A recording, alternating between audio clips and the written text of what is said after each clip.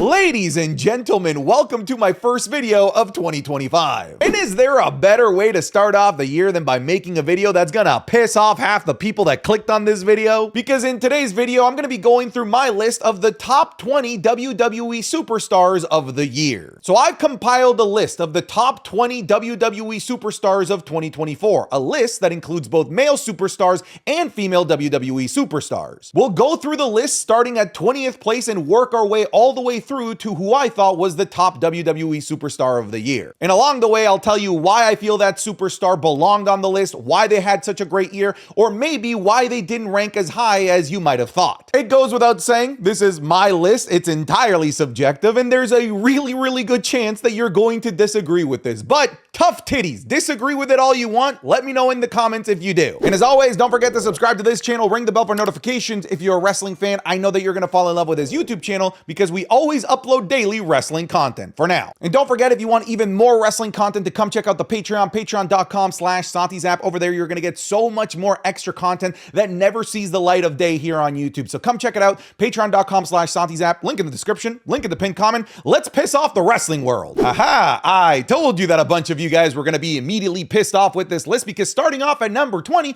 we have a part-timer that had a total of one match in the WWE in 2024, that being the final boss. It's gonna be Bloodline Rules, Mama Rhodes. Look at you now, boy. Look at you now. We're talking about The Rock. And yes, The Rock had one match in 2024, but so what? Because this man cracks the list purely because of how much buzz he created along the way towards the buildup of one of the greatest WrestleManias of all time. I've been watching professional wrestling since 2002, and I can say with confidence that I've not been more excited, more glued to my seat, more eyes drawn to the screen than when The Rock returned to the WWE and created this insane narrative and build up to WrestleMania 40. Not only was the build up insane, but he had a great match at WrestleMania 40 in the night one main event, and then was another one of the main driving forces of one of the most insane finishes to a WrestleMania ever. But more than anything, I feel like The Rock was another driving force in creating this insane wave of professional wrestling fandom at the start of 2024, because I've never seen so much buzz and so much conversation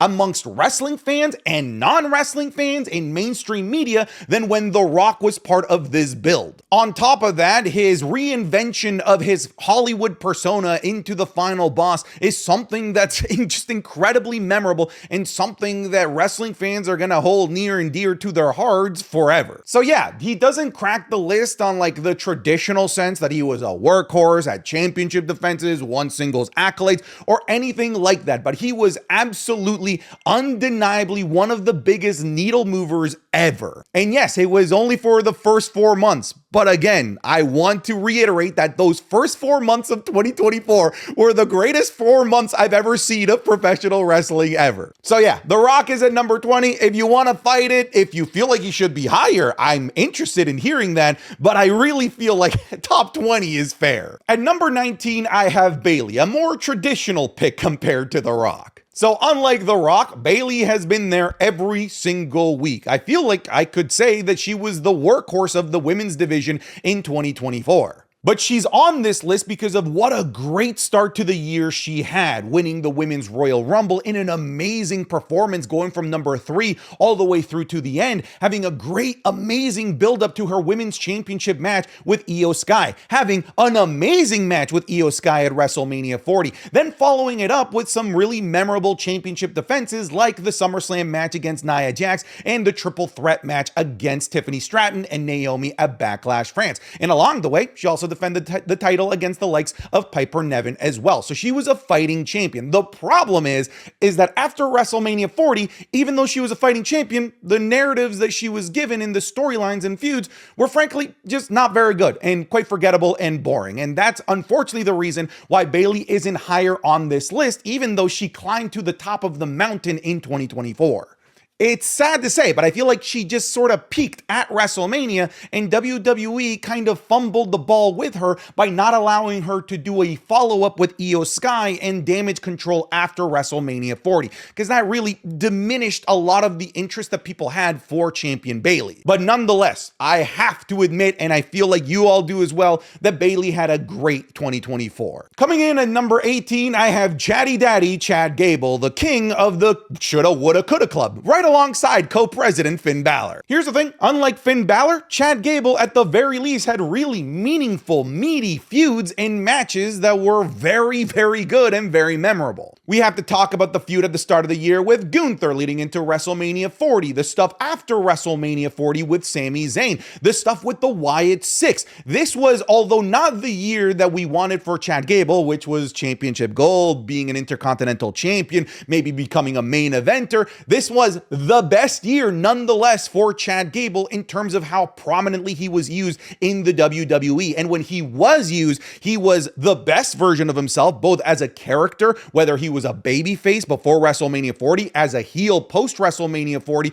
whether he was leading a team, whether he was a single star, whether he was having a feud for a championship, a supernatural feud. Everything that this guy did from a character point of view was excellent, and his matches were even better. They were always in contention for the best match of the month. So even though Chad Gable didn't win, say, major singles accolades like Bayley, I felt like he carried the attention of WWE fans as a character and as an in-ring worker more than Bayley did throughout the majority of the year. At 17, and maybe I pulled the trigger a little bit too soon on this guy, Jacob Fatu, because we had him for literally less than half a year. But in those 6 months that we had Jacob Fatu, god damn, he was impactful. Actually, it might have been the first 7 months we didn't have Jacob Fatu. I think he debuted in early July, and god damn it, what a debut. One of the most memorable debuts of the year. Honestly, probably the most memorable debut of the year, right alongside the Wyatt Six. Kind of pick your poison. What kind of debut did you like more? But Jacob Fatu's debut is one that's going to stand the test of time, because this man debuted on one of the most memorable arenas of all time, during one of the most memorable feuds of the summer, and went in and destroyed the 3 biggest WWE superstars that SmackDown had to offer, and delivered everything that was promised, with the promise of Jacob Fatu being an absolute monster and a beast. He absolutely is. Not only am I talking about his debut, but his matches. The fact that this man carries so much aura that he just looks at somebody that he has yet to wrestle, and all of a sudden, all of us are singing, we hear voices in the air, and are already fantasy booking WrestleMania matches for this guy. And we haven't even seen like 5% of Jacob Fatu, to quote, DBZ, this isn't even his final form, because we haven't even seen him as a single superstar yet. We haven't even seen him as a prominent character within the Bloodline narrative. He's a background character. And if he's already doing all of this as a background character, whose entire shtick right now is to be a beast and say, Solo, I love you. Imagine what he's going to be able to do in 2025 with a full calendar year, with a WrestleMania under his belt, and maybe a singles run as well. The future is so bright for Jacob Fatu, and it started off the back off of an amazing 2024, albeit a short 2024 for Jacob Fatu. LA Knight might have cooled off over the last couple of months here towards the end of 2024, but LA Knight had a fantastic 2024, a significant upgrade compared to what he had in 2023. And 2023 was a year where this man got a world championship opportunity, and I still feel like 2024 was significantly more of a needle mover for LA Knight and LA Knight's career in the WWE. We're talking about a guy that got a world championship opportunity at the start of the year in that fatal four-way at the Royal Rumble. We're talking about a guy that made waves in the Elimination Chamber, had a fantastic WrestleMania match against AJ Styles, went on to become the United States champion, defended the United States champion in one of my favorite matches of the year, the triple threat match in Saudi Arabia against Carmelo Hayes and Andrade. This man honestly had a fantastic year all all around. I just feel like LA Knight is one of those guys that people will always maybe hold a bit higher than he actually is. I wouldn't be surprised if he's in people's top 10s. He just didn't quite crack that for me, mostly because there wasn't that like iconic LA Knight match that I'm like, oh man, that's a match of the year contender. But from a character point of view, from the things that he was able to accomplish, the comedy bits that he was able to have while also still remaining and being a serious badass character at the same time, is something that not every WWE superstar is able to do. And this was a year that we got to see more of the overall picture that is LA Knight, and it leaves me really hopeful that now that the shows are expanding to 3 hours, we're going to get to see even more of what LA Knight has to offer. At number 15, I am going to go with the Tribal Chief Roman Reigns. I feel like people think that he worked less than he actually did. I feel like he actually was a pretty productive member of the WWE universe this year. Obviously, he had his matches at the Royal Rumble and at WrestleMania. He did double duty at WrestleMania. Let's not forget that. But even though he missed like Elimination Chamber, he was still part of the wrestling conversation and the overall zeitgeist in that major lead up to one of the biggest moments in wrestling history, which was just WrestleMania 40 in general. And yeah, after WrestleMania 40, he took a big hiatus and returned at SummerSlam. But after his return at SummerSlam, he was a pretty regular part of both Friday Night SmackDown and PLE cycles. This was definitely a major down year overall for Roman Reigns, mostly because he was no longer at the top of the mountain. We're asking Roman Reigns to entirely reinvent himself based on what he's been doing over the last 4.5 years as the Tribal Chief. But finally, we've landed on a babyface Roman Reigns that universally most people love, which was something that they tried so hard to do for the better part of like 6.5 years in the 2010s. I'm at the point where I just can't expect a full year out of Roman Reigns. I don't think that any fan expects that, but being a part-timer as he is does overall hurt his stock when we're talking about lists like these. Now, here's the thing. This isn't saying that he isn't the biggest, most popular WWE superstar there is. I'm purely weighing this just off the performance of Roman Reigns as a WWE superstar, as a character, as an in-ring performer in 2024. And there's a lot less to be able to grade, so he lands lower on this list. At number 14, I have somebody else that I also feel had a bit of a down year compared to what they did in 2023, that being Rhea Ripley, but she's still in my list of top 20 WWE superstars. I think for me, my biggest problem with Rhea Ripley was the fact that she barely ever competed on Monday Night Raw. We saw her recently have a singles match on Monday Night Raw, and that was the first singles match that she had in over a year. And that might be something I could expect from like a Roman Reigns, but not somebody that's been there as a character routinely week after week after week. Now, don't get me wrong, I still feel like she had a great 2024, considering she main evented a whole ass PLE in her country of Australia with Elimination Chamber, opened up WrestleMania in a great match, albeit a weak feud with Becky Lynch. Unfortunately, she had to vacate the championship, which definitely hurts her stock because she was gone for several months, but then she was part of one of the biggest storylines of the summer with Liv Morgan. I do believe that even though I do love this storyline, that it started to wane and they took maybe a little bit too long to get to the major story portions of this feud, but nonetheless, it's a marquee tentpole feud for the WWE in 2024, and Rhea Ripley was one of the driving forces of it. The problem is that it's the only thing that she's done over the past 6 and a bit months since returning from her injury, and that does overall hurt her stock as well. So she definitely ranked higher on my list last year, but she still breaks the top 20 this year. I mean, of it is so cool. Oh, what the fuck? Oh, this is amazing.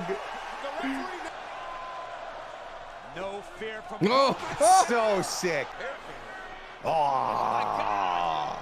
That, folks, was a sneak peek of this week's Wrestling is Cool Match Club, available exclusively on patreon.com/SantiZap. This week, we're going to be looking at an indie gem from 2016 between Rey Fenix and Will Ospreay. We're looking at the greatest squash match of all time, Goldberg versus Brock Lesnar at Survivor Series 2016. The legendary WWE Championship match between CM Punk and John Cena at Money in the Bank 2011. We're also looking at the unmasking of Kane and Johnny Gargano versus Tommaso Ciampa in the Cruiserweight Classic. classic. You're going to be getting all of this, plus the Raw reviews, the SmackDown reviews, the Wrestling is Cool podcast 3 days early, the Undertaker WrestleMania watch-alongs that we're currently doing, and the Royal Rumble match watch-alongs that we're doing leading up to the Royal Rumble as well. So come check it out, patreon.com/SatiZap. The link will be in the description or it will be in the pinned comment of this video. We upload daily on the Patreon, and all of the videos that go on there are videos that never get seen here on YouTube. So go check it out. I'm confident if you even try for 1 month that you're gonna fall in love with it. But if you're already a patron, thank you so much for your support. You're the reason why I'm able to do this as a full-time creator. But let's get back to the video. And this is where it's just gonna piss off so many people. I have Nia Jax over Rhea Ripley. Again, just in terms of her performance in 2024, please do not take this as me saying that I think that Nia Jax is better than Rhea Ripley, because I do not agree with that statement. But when you look at Nia Jax's 2024, holy shit, this was the best year of her career,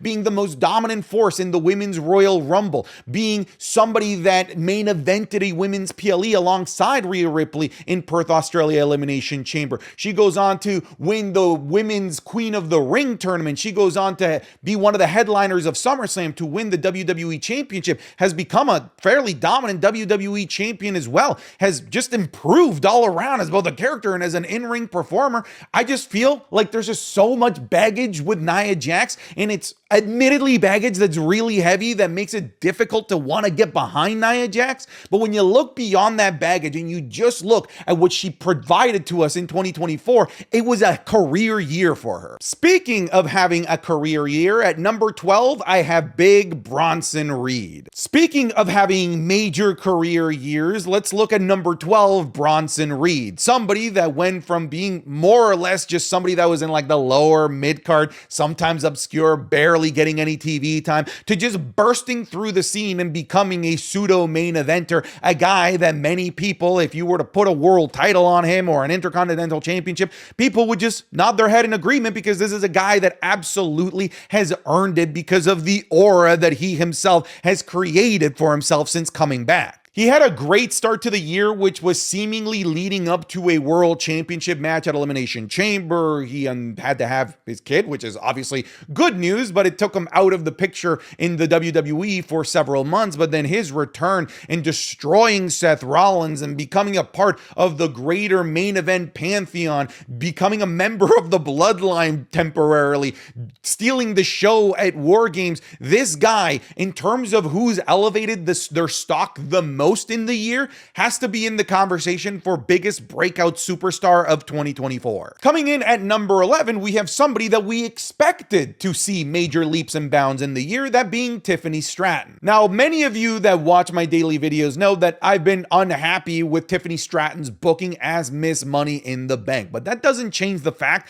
that she's had a marvelous rookie year in the WWE in 2024, stealing the show in the Women's Elimination Chamber, being a fantastic addition to that awesome women's triple threat match at Backlash, winning the Women's Money in the Bank briefcase, and just kind of becoming part of the main event scene from there on. She had a fantastic year, and again, this is just scratching the surface for somebody like Tiffany Stratton. Her ceiling is absolutely insane. I'm talking about somebody that could replace that Charlotte Flair, become somebody that wins double-digit championships in the WWE. This is somebody that they're going to build around. They're going to build the WWE around a Tiffany Stratton, and we saw the beginnings of it here in 2024. Coming in and cracking the top 10, I have Liv Morgan, who I think has to be in the conversation for breakout superstar of the year, most improved superstar of the year. She was just fantastic in 2024. I have very little to say in terms of negatives for Liv Morgan. Well, maybe the only negative is her fans. Holy shit, they're annoying. But hey, I don't know. You and I,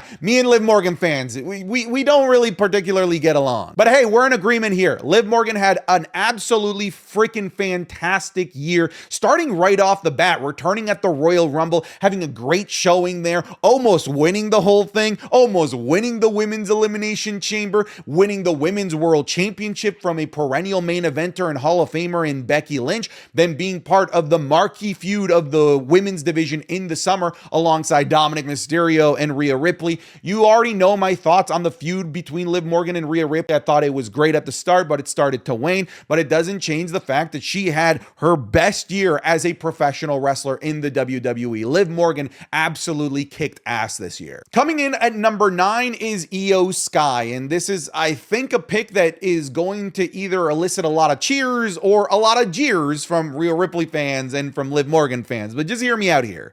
I understand that Io Sky didn't win anything like particularly major in 2024. She didn't win a Women's Queen of the Ring. She didn't win the Women's Intercontinental Championship tournament. She didn't win Money in the Bank. She was honestly a professional loser in 2024. And yet here we are talking about Io Sky being what I thought was the top women's WWE superstar of the year, because Io Sky, even when she loses matches, she comes out looking better than she went in, because she is the one woman that you can continuously count on to put on a match of the night contender, put on match of the year contenders like she had both times against Lyra Valkyria in 2 separate tournaments, in the Queen of the Ring and the Women's Intercontinental Championship. The unbelievably good match against Bayley, which I thought was the best women's match of the year in terms of like a traditional sense, one-on-one match. She stole the show at the Women's Money in the Bank, stole the show at the Women's War Games match. So even though she wasn't the focal point of narratives this year, she is somebody that was always ever looming in present, putting on unbelievably good matches.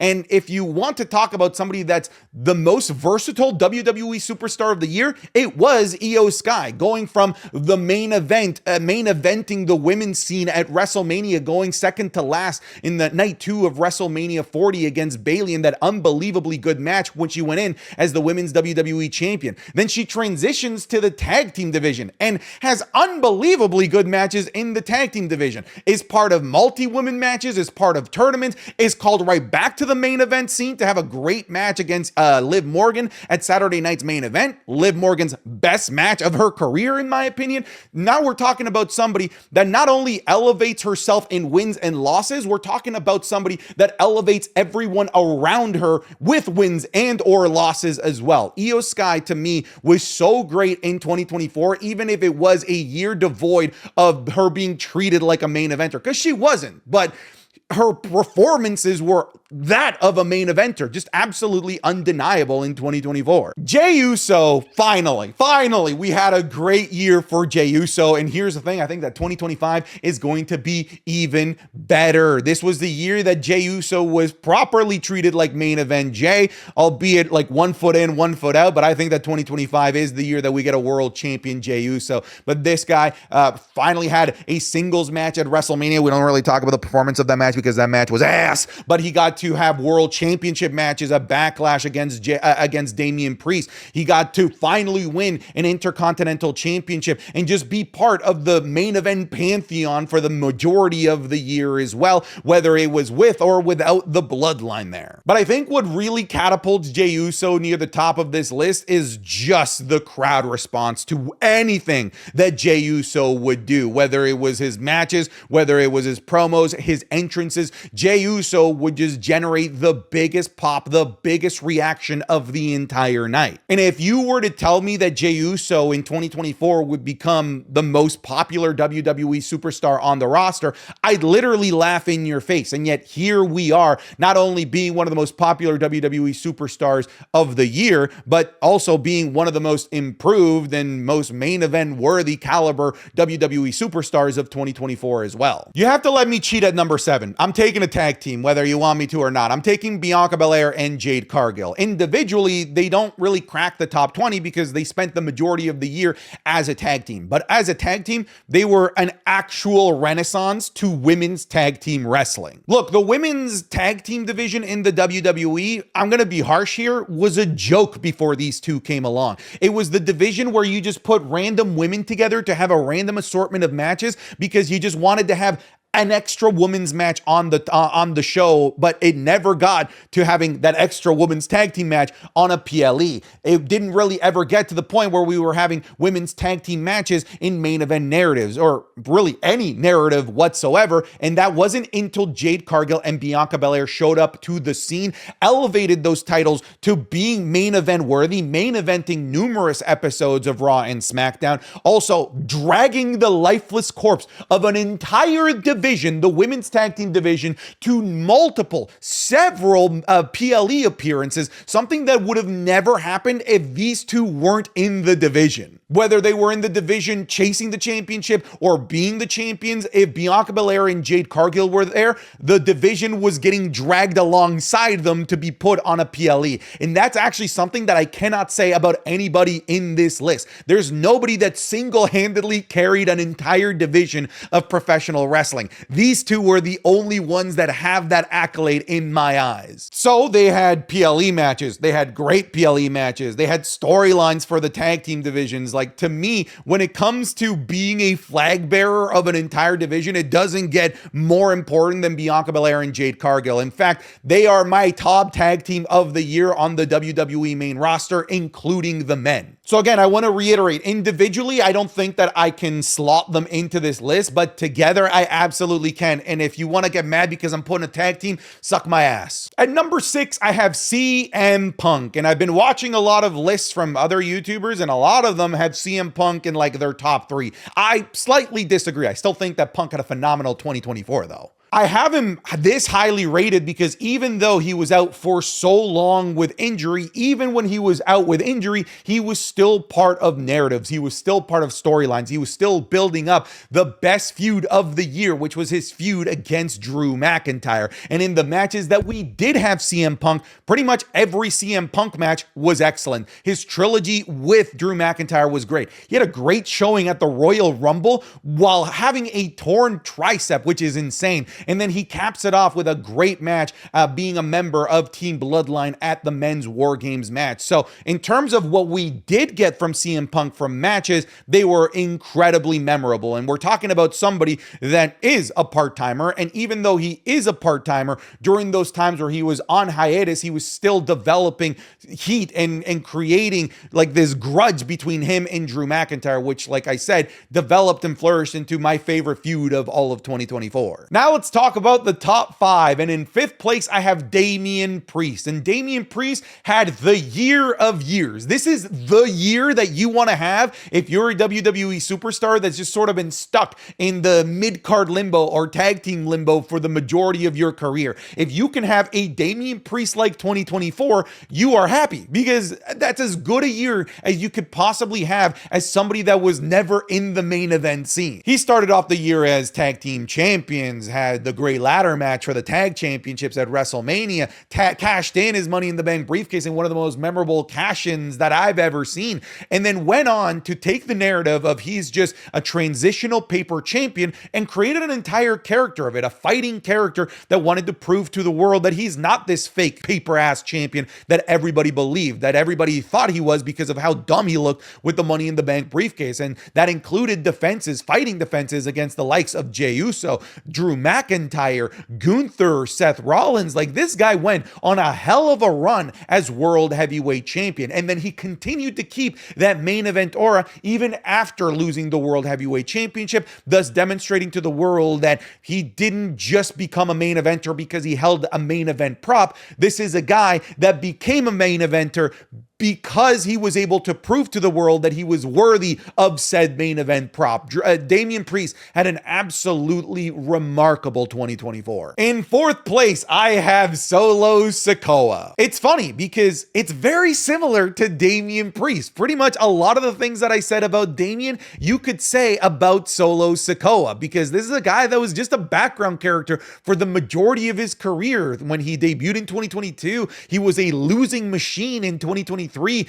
generating one of the longest losing streaks in the main event scene that WWE had seen in a really, really long time. But just in the snap of a finger, post WrestleMania 40, WWE strapped a rocket to this guy, a rocket that under most circumstances, if you're not ready for it, you could have been crushed under the weight of it. And Solo Sikoa absolutely held that weight above his head, punched above his weight class, and delivered one of the most remarkable years that he could have possibly imagined. Did he win championships? No, he didn't need to win championships. And that's because, to a degree, you could say that being the driving force of the Bloodline storyline to a degree is like being a champion in the WWE. But after WrestleMania, this guy was like the gravitational pull of the main event scene for months, right up to this point, as he's one of the cornerstones of what's going to happen at Raw on Netflix. I'm gonna be honest, like his matches still haven't particularly gotten that much better. He had an unbelievably good match, I will say,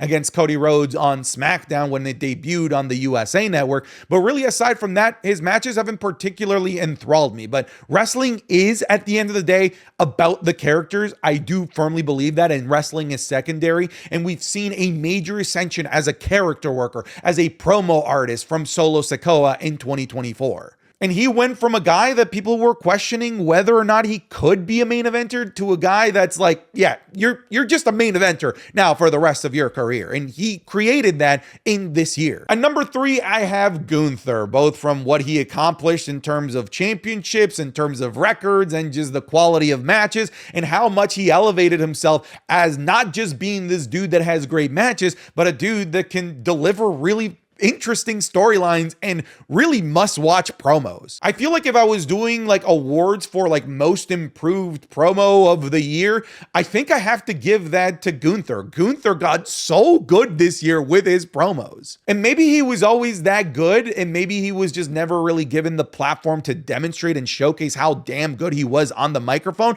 but he absolutely showed out in 2024 whenever he was given that mic. So we have major improvement there, but then we also have just Gunther continuously delivering match of the year, match of the year, match of the year, twice with Randy Orton, with Sami Zayn at WrestleMania. One of the best matches of that Mania, even if it was a match that people thought it should have been Chad Gable, but nonetheless, the match with Sami Zayn was an absolutely 5-star banger as far as I'm concerned. He gave Damian Priest the best match of his career in that awesome match at SummerSlam. This guy just continues to be known as the guy that has the best match of the year. That's like his moniker at this point. That's why he's the ring general. But then on top of that, let's not forget that this guy in 2024 set the pace for a record that will likely not be broken in my lifetime, which is the longest reigning intercontinental champion of all time. That also carries a lot of weight for the type of 2024 that Gunther had. He had a phenomenal year, and he's in the top 3. Okay, so the next 2 are most people's 1 and 2. You just kind of got to pick and choose and make the argument as to why one guy should be 1 and the other 1 too. For me, number 2 is Drew McIntyre, and it's like basically tied. Like he could absolutely be number 1, and I could make a really strong case as to why he's number 1. I just feel like I can make a slightly stronger case for the other guy. But when we look at Drew McIntyre's year, holy shit, whether you want to talk about like the feuds that he had, like the feud of the year with CM Punk, if you want to talk about the things that he accomplished as a single superstar, winning the Elimination Chamber, going deep in the Royal Rumble, winning a world championship at WrestleMania, losing a world championship at WrestleMania, and just being an overall amazing presence as somebody that was must-watch TV throughout the majority, if not all of the year. Drew McIntyre went into 2024 with a lot of momentum, with that character shift that he had in 2023. And I think a lot of us were expecting Drew McIntyre to have a big year in 2024, but I don't think any of us expected how big of a year this dude would end up having and how much of an awesome character he would ultimately develop into. Like we are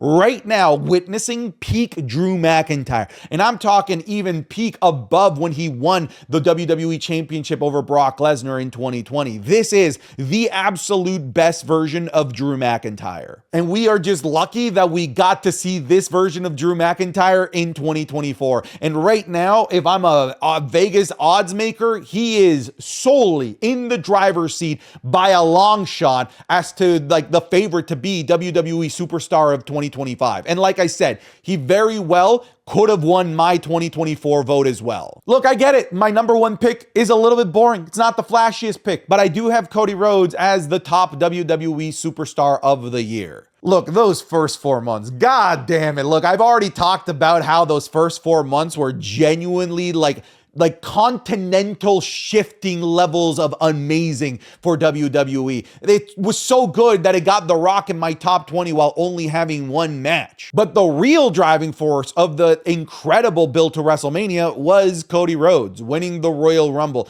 being the instigator of the We Want Cody movement, the lead up to WrestleMania 40. Let's not forget the insane WrestleMania 40 press conference, the 2 matches that he had at WrestleMania, back-to-back WrestleMania main events, winning the most memorable WrestleMania main event that I could possibly think of. It was unbelievably insane what he was able to accomplish in just those first 4 months. And I feel like one of the reasons why people don't want to give Cody Rhodes first place is because everything that happened after that was a significant downhill. But here's the thing. It's tough to call a match of the year worthy contender between AJ Styles and Cody Rhodes immediately following WrestleMania 40 a significant dip. Maybe in terms of overall hype, but that match against AJ Styles and the overall feud that he had and the follow-up that he had with AJ at Clash at the Castle was fantastic. The match against Logan Paul was great. The 2 matches that he's had with Kevin Owens have been fantastic. Main eventing SummerSlam, being right back into the Bloodline narrative. This guy has been the workhorse of the WWE.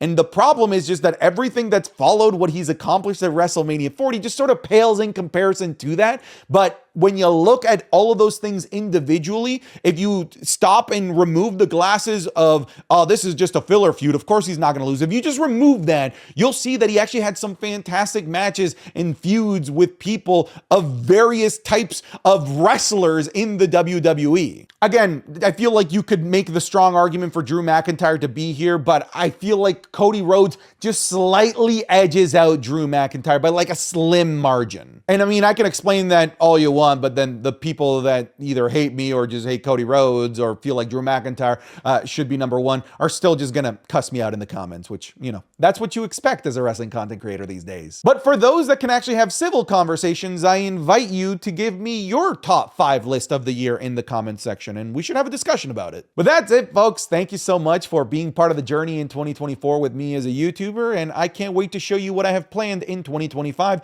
as a content creator. You folks take care, be wonderful people, and for the first time this year, get the hell out of here.